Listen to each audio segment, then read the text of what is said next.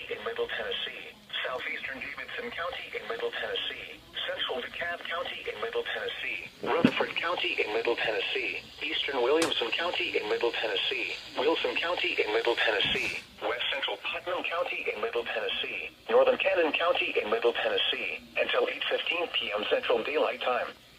At 7:46 p.m. Central Daylight Time, a severe thunderstorm was located near Watertown, or 10 miles southeast of Lebanon, moving east at 70 miles per hour. Hazard, 70 miles per hour wind gusts and quarter-size hail. Source, radar indicated. Impact, hail damage to vehicles is expected. Expects considerable tree damage.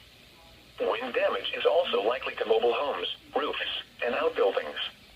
Locations impacted include Murfreesboro, Franklin, Cookeville, Lebanon, Smithville, Woodbury, Carthage, Smyrna, Brentwood, La Vernie, Mount Juliet, Nolensville, Forest Hills, Oak Hill, Algood, Watertown, Baxter, Gordonsville, Walter Hill, and Rural Hill.